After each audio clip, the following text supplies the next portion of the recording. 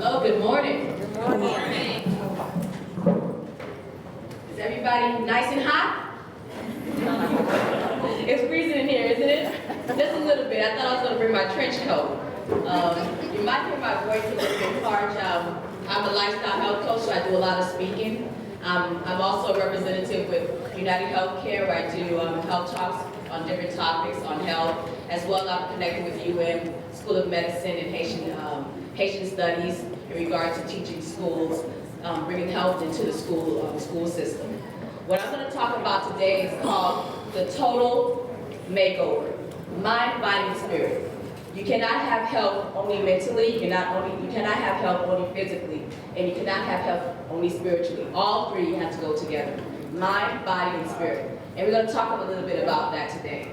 I love to talk about being happy. Being happy is a state of mind, and you choose to be happy. And if you're not happy, what do you think are some of the things that can happen when you're not happy? Stress. And do you know that every sickness can be caused by stress? Diabetes, high blood pressure, cholesterol, cancer. So it pays to be happy.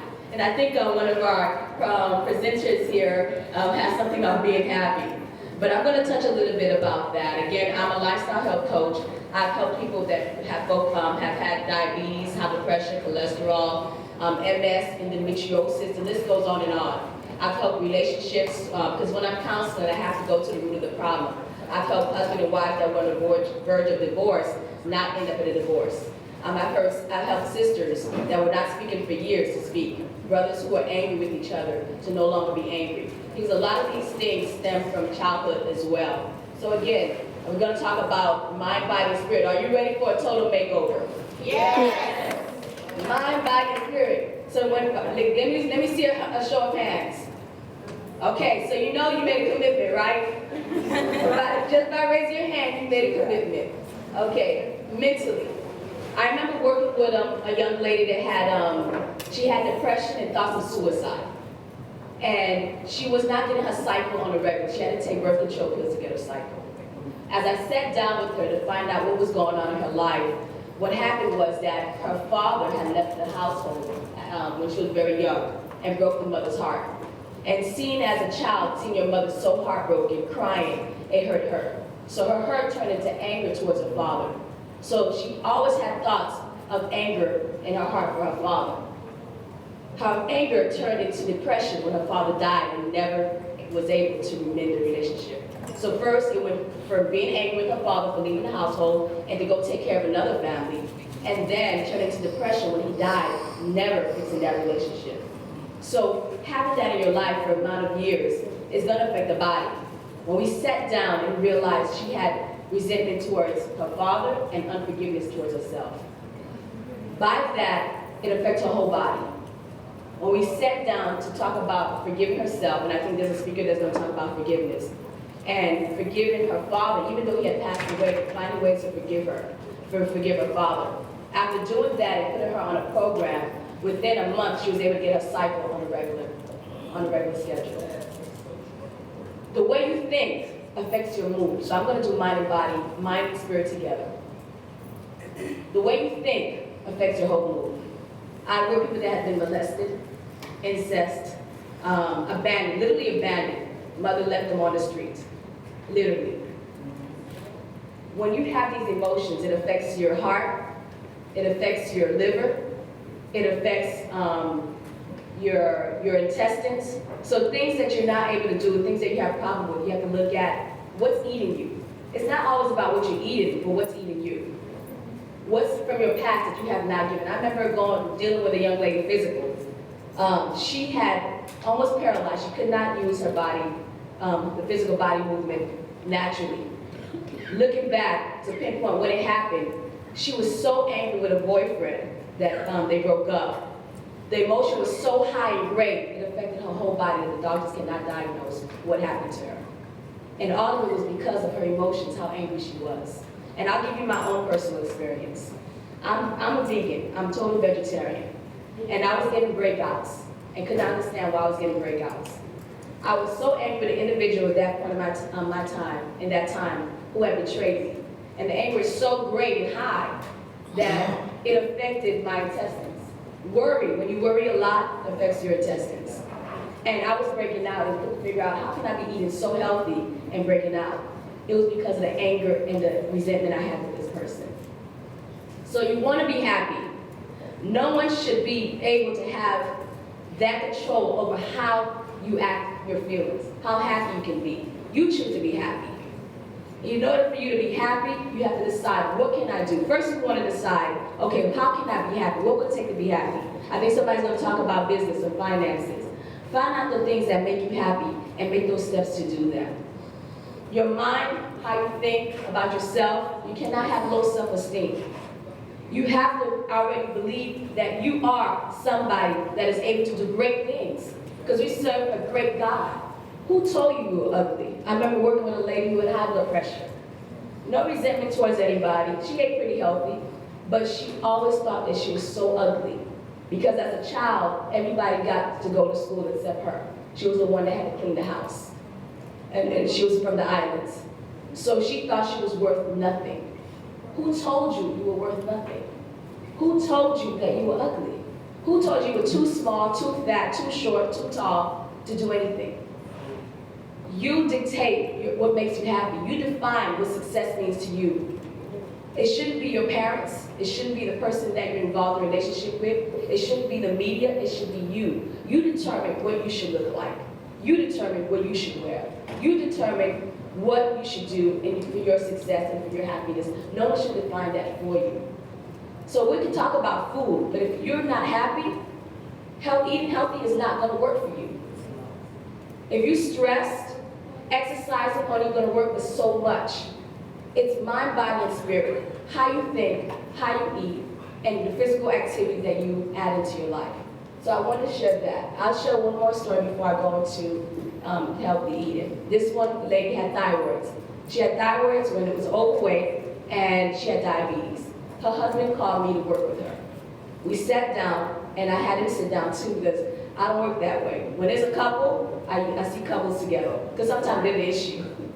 Sometimes the husband is the issue, or the spouse is the issue. But I see individuals privately. I never see other family members together, because private things come out. Everything is private and confidential. I may give you scenarios, but I'll never give you names. So these two I sat down with. She told me she had thyroids. What I do is when somebody tells me there's an issue, I always ask, what year did you start having problems? Usually you can pinpoint what caused the issue.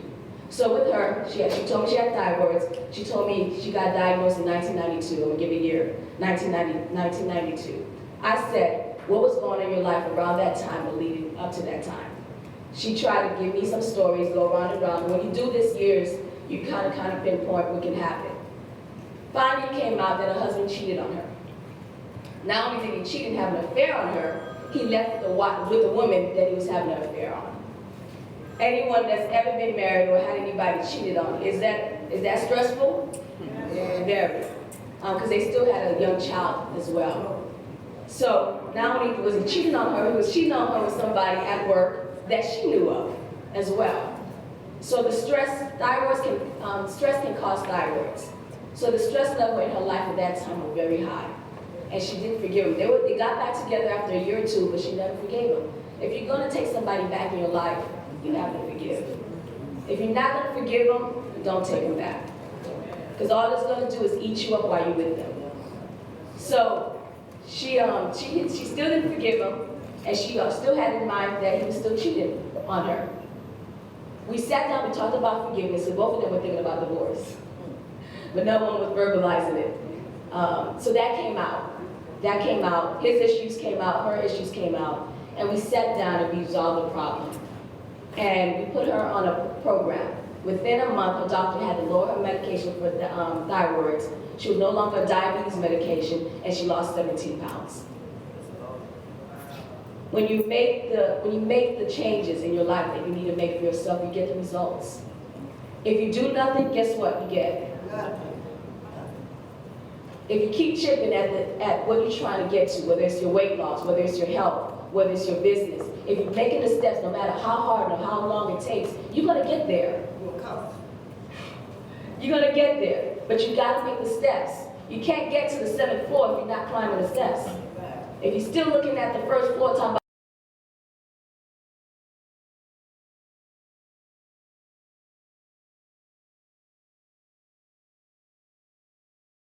make the choice to be healthy, you have to make the steps to be healthy. And that goes across the board.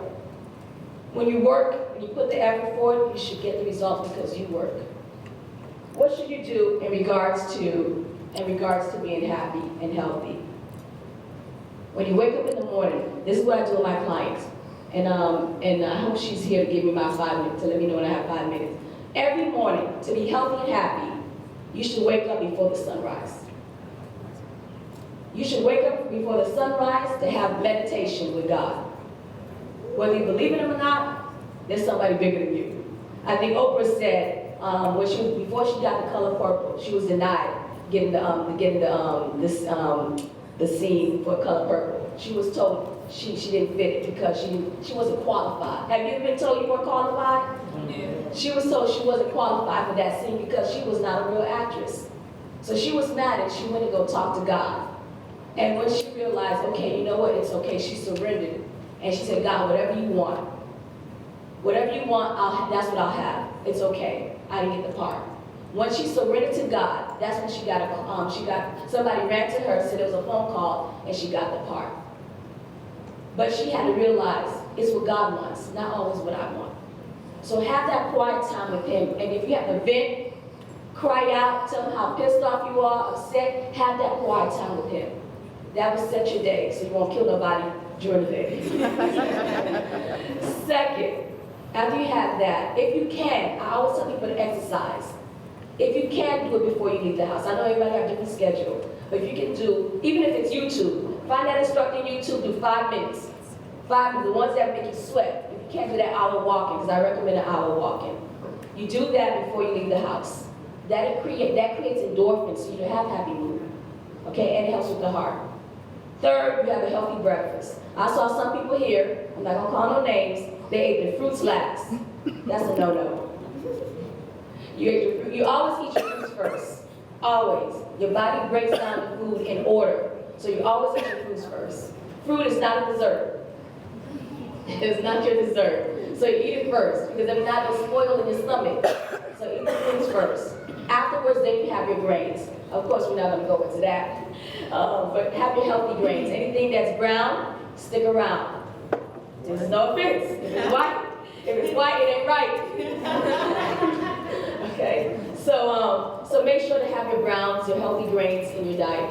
Grits is fine, just not a whole lot of butter. So you want to do your fruits first, your grains, whichever you're going to have, and then your nuts at the end. Raw nuts at the end. That'll keep you full for at least 4 hours so you're not snacking in between meals. Okay? It will keep you full. If you don't have the nuts at the end, you'll be hungry within 2 hours. So you want to have the nuts, any raw nuts at the end. Again, raw, no salt. Okay? Now, that's before you leave the house if you can do that. And that'll give you the boost. If you do that on a regular, do your hour devotion with God. If you can, get that exercise before you leave and have a healthy breakfast. If you do that on a regular, the day you stop, you will see how stressful your day is. And then you can pinpoint what went wrong. You see that the schedule wasn't the same. Your problem may not go away, but I guarantee you how you see them will be so different. It won't feel bigger than you, you'll feel bigger than it. I promise you that. I've had clients that call me and say, wow, nothing's changed, but I feel happier. Why? Because they did these things in the morning. And the afternoon, when you have your breakfast, try to drink plenty of water before you eat.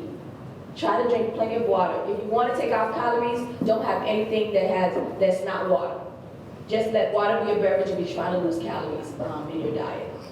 Afterwards, you have your lunch. Try to not to snack in between meals. I know they say 6 meals a day. I do not agree with 6 meals a day. Why? Because mine is about health and not just about losing weight. 6 meals, you're piling up food on top of each other.